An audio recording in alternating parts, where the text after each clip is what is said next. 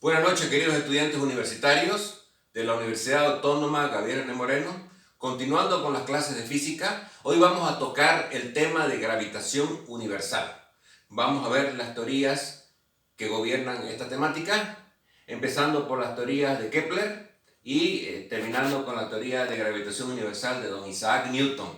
Tenemos nosotros que las teorías de Kepler explican el movimiento planetario a través de sus tres leyes. La primera ley, la segunda y la tercera ley. Y la ley de gravitación universal de don Isaac Newton, que habla de la atracción de las masas celestes. ¿Correcto? Nos acercamos por la pizarra para entender a mayor cabalidad las leyes de Kepler.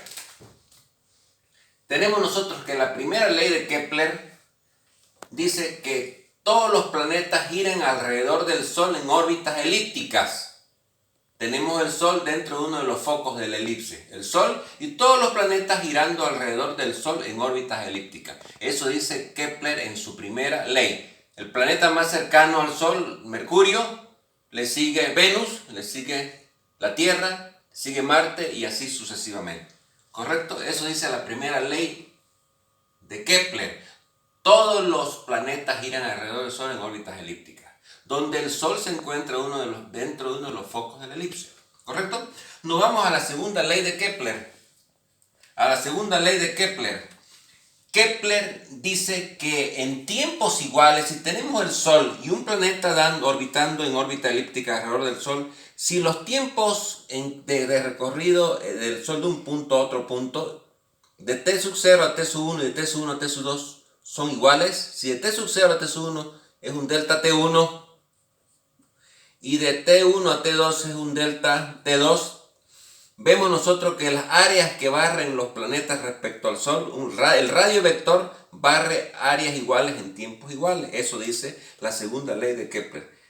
El tiempo entre T sub 1 y T sub 0 y T sub 1, delta T1 lo vamos a llamar, y de T1 a T2, delta T2. Cuando los tiempos son iguales, las áreas barridas por los planetas de sus radios vectores son iguales. ¿Correcto? Nos vamos a la tercera ley de Kepler. Kepler dice que el periodo de rotación de un planeta cualquiera, en este caso un planeta A al cuadrado, es inversamente proporcional a su radio medio al cubo, que va a ser igual al periodo de rotación de un planeta B elevado al cuadrado por su radio medio al cubo. Esa es la igualdad de Kepler de los periodos y sus radios medios. ¿Cuál es el radio medio?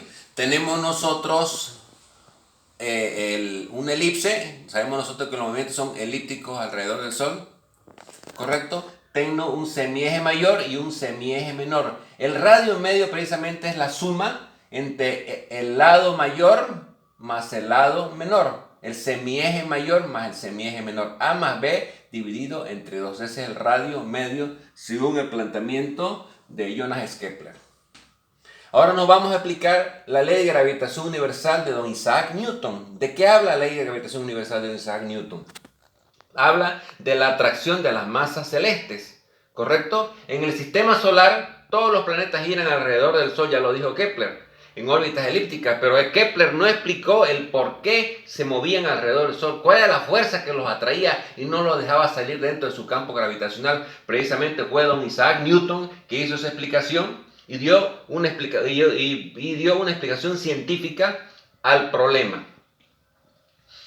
Existe una fuerza de atracción entre las masas, dijo don Isaac Newton, que es directamente proporcional al producto de las masas, en este caso a la masa del Sol, a la masa de un planeta cualquiera, en este caso la Tierra, que forma parte del sistema solar, dividido en inversamente proporcional a la distancia que lo separa de centro a centro, del centro de la Tierra al centro del Sol, multiplicado por una constante de gravitación universal G, que es la famosa constante de gravitación universal de Cavendish, ¿correcto? Y esa constante de gravitación vale 6.67 por 10 a la menos 11 newton metro cuadrado kilogramo cuadrado. Por consiguiente, quedamos que la fuerza de atracción entre las masas celestes, entre todas las masas que están dando vuelta alrededor del Sol, que están dentro del campo gravitacional del Sol, son atraídas con esta fuerza, con la fuerza de don Isaac Newton. El Sol los atrae a todos los planetas que están dando vuelta alrededor de su órbita, que va a ser, viene dada por G, masa del Sol, masa, en este caso masa de la Tierra, puede ser masa de Júpiter, puede ser masa de Marte, puede ser masa de Urano, etcétera, etcétera, inversamente proporcional a la distancia que los separa entre sus centros. ¿Correcto? Para conocer más las constantes de nuestro sistema solar, vamos a entender y recordar los conceptos y las constantes de los planetas. En este caso, masa del Sol. La masa del Sol es 1.99 por 10 a la 30 kilos. El radio del Sol es 6.96 por 10 a la 5 kilómetros. La densidad del promedio del Sol es 1410 kilos por cada metro cúbico. La masa de vamos a la masa de la Tierra. La masa de la Tierra es 5.98 por 10 a la 24 kilos, mucho más pequeña que la masa del Sol. El radio ecuatorial de la Tierra, sabemos nosotros que la Tierra es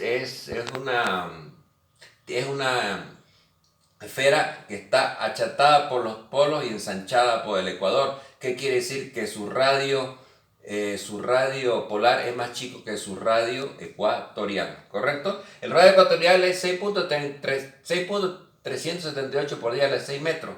El radio polar es 6.357 por 10 a la menos 6, es más chico, ¿no es verdad? La densidad promedio es 5.522 kilogramos por metro cúbico. Aquí llama la atención algo. Fíjense ustedes que la densidad de la Tierra es mayor a la densidad del Sol. La densidad del Sol es 1.410 kilos por metro cúbico y la densidad promedio de la Tierra es 5.522 kilos por metro cúbico. Algo que llama la atención, ¿correcto? La velocidad orbital de la Tierra. ¿A qué velocidad está orbitando la Tierra alrededor del Sol? Está orbitando a 29.770 metros por segundo. A 29.770 metros por segundo. Eso equivale a 29.73 kilómetros por segundo. ¿Correcto? Está orbitando a 29.77 kilómetros por segundo. La velocidad con que se mueve la Tierra alrededor del Sol. Y da una vuelta en 365 días, que precisamente es un año. La gravedad de la superficie terrestre es 9.81. La gravedad, volvemos para atrás, la gravedad superficial del Sol es 279. Al tener mayor masa, tiene mucho más gravedad. El Sol que la Tierra es 274 metros segundo cuadrado y la gravedad de la superficie de la Tierra es 9.81. Nos vamos ahora a la masa de la Luna. La masa de la Luna es 7.36 por 10 a la 22 kilogramos. Mucho más chica que la masa de la Tierra. Radio de la Tierra, el Sol de la Luna, quiero decir, es 1738. El radio de la Tierra son 6.357 kilómetros. Y el radio de la Luna es 1.738 kilómetros. La densidad de la Luna es 3.340 kilogramos metro cúbico. ¿Qué quiere decir eso? Que es mucho más densa que el Sol. Nuevamente llama la atención, fíjense que la densidad de la Luna es más densa que la densidad promedio del Sol, ¿correcto? La gravedad superficial de la Luna es 1.67 metros segundo cuadrado, mucho más chica que la gravedad de la Tierra, que es 9.81 metros segundo cuadrado, y mucho más pequeña que la gravedad del Sol, que es 2.000, psicológicamente, al ser la masa más grande del sistema, tiene mayor masa, tiene mayor aceleración de la gravedad. Distancia Tierra-Luna. La distancia Tierra-Luna son 3.80 por 10 a la 6 kilómetros. Y la distancia entre el Sol y la Tierra son aproximadamente 150 millones de kilómetros. Eso para entender las variables y las magnitudes que se manejan dentro de la mecánica celeste o la gravitación universal. Muchas gracias por su atención, estimados estudiantes de la Universidad Autónoma Gabriel Moreno, estudiantes de física.